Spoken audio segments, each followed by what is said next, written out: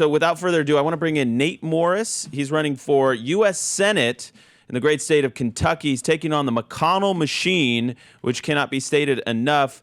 Nate, welcome to the show. We're honored to have you. Charlie was so passionate about your race. He endorsed you. He got behind your campaign. I mean, let's start there. Tell us about what that meant for you to have Charlie's endorsement, the time you guys spent together, and I think that's the appropriate place to begin this. Yeah, absolutely. It's so great to be here with you all. And Charlie was such an incredible human being, as we all know, and an iconic and legendary human being. And I had the great fortune of getting to know him as I was launching or beginning to look at the U.S. Senate race in Kentucky. I'm a friend of the vice president's, and he had suggested I take a look at the race. And part of the work that I started doing was having conversations around MAGA world. And Charlie was one of the people that I reached out to and got to know. And he was so encouraging and so excited about this race and finally defeating the McConnell Mafia here in Kentucky. He knew what a stranglehold Mitch had on our party, how he'd stabbed the president in the back over and over again and sabotaged his agenda. And Charlie made it very clear. He said, we need someone who's a fighter. We need someone who's strong. We need someone who's going to stand up and fight like no one's ever fought before in this position. And he knew how tough this was going to be. And what he said to me was, he said, if you do this, he said, I'm going to come to Kentucky and I'm going to help you launch this because this is how important this race is. And he came to Kentucky early in the summer, and we had about 1,500 people show up on a Monday morning leading into the 4th of July holiday. We had folks, young people, we had grandparents bringing their grandchildren. We had construction workers that had taken time off from the job site that had mud on their boots that were showing up. I've never seen more electricity in a room than when Charlie filled it that day and launched this campaign. And it meant so much to us. Yeah, well, Nate, what's amazing about Charlie is he had this incredibly packed schedule. I mean, it takes an army to even keep up with that schedule, and it was like a Tetris, game or something, how we pack things in. And so Charlie was sort of like very good at doing events at the times you wouldn't necessarily do an event, right? Ideally, you do it when people are off work or at this. No, we just had to fit them in where we could, and yet despite that, there would just be an electric atmosphere and so much energy. And so let's play a clip from that event, I believe, and this is him endorsing you, cut 74. I will say this. I was looking at the race. I said, is there somebody that will actually tell it like it is when he comes out of the gate? He's like, I'm here to take out the trash, and here's also Mitch McConnell. He didn't quite connect the dots. I said, I like that guy. He's willing to actually call out the McConnell Mafia that have been running this state for so long and willing to get in, because you better believe there's going to be a lot of attacks against Nate once you say it like this. But you know what? Take a page after President Donald Trump. What President Donald Trump did when he went into the arena was he was unafraid to call out the political class. Do you remember what he did? He called out the Bushes. He called out the Clintons. He called out the Cheneys. He called out all the Republicans that were there prior. And honestly, he opened a lot of our eyes to the corruption and the deep state that was in front of us.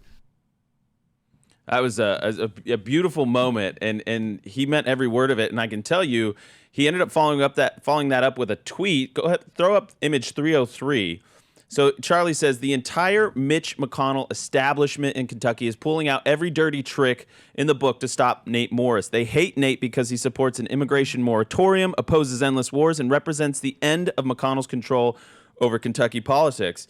And Nate, this is really relevant now because there's this clip that's going viral about one of your opponents in this race, Barr, who has now been caught on camera basically endorsing mass amnesty.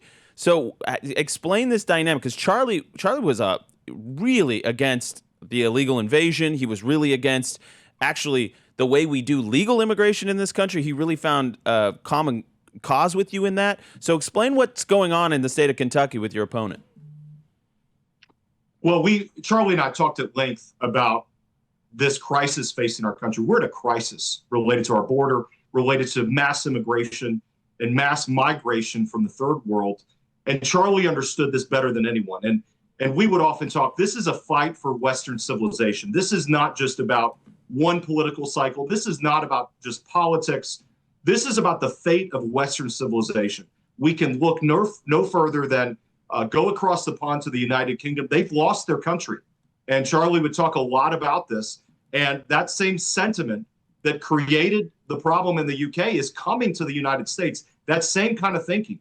And in 10 years, America is going to be closer to the UK than we would have ever imagined if we don't get tough and we don't stop this amnesty and this flooding of our borders. And my opponent, Andy Barr, we call him Amnesty Andy Barr because he is for amnesty across the board.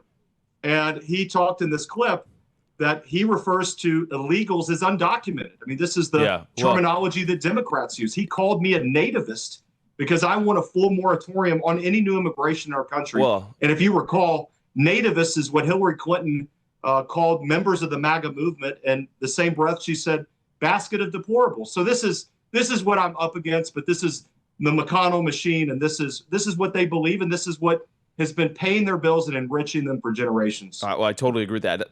A couple things you said: get tough, immigration moratorium. We listen. We have a culture that we love and we adore, and we love the people in this country first and foremost. We are proudly American first.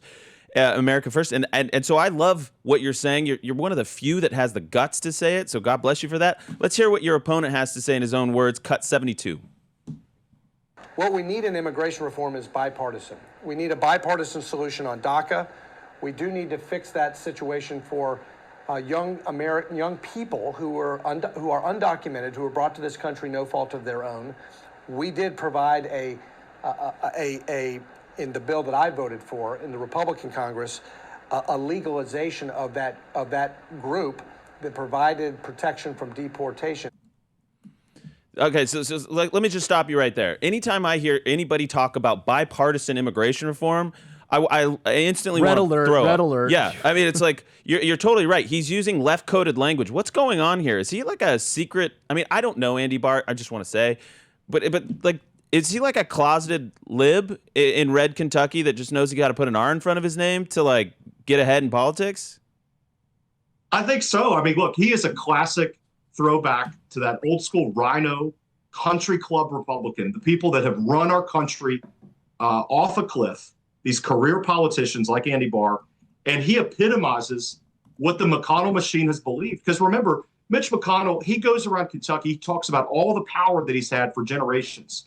You know, he didn't secure our border. He had enough power. He could have secured the border. He could have stopped this inflow of illegals decades ago. He didn't do it. And Andy Barr is going to take up Mitch McConnell's mantle. He's going to be the McConnell 2.0 if he were to get in that seat. And that's why he must be stopped at all costs, because he is for amnesty. He wants his big business cronies to be able to have cheap labor and undermine the American worker. Right. He wants to, illegals are flooding our system in Kentucky. I talked to a county clerk not too long ago.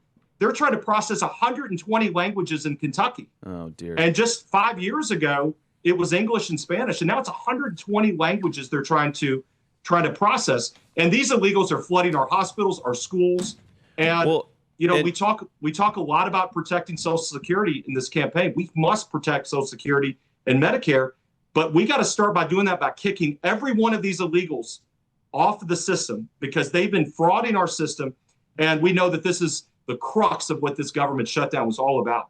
Well, I totally agree. And by the way, it's a winning issue, and you're right to zero in on it and focus on it, because I think you're the only guy in this race that has any credibility on basically the most important political issue of our time, the issue that got President Trump elected.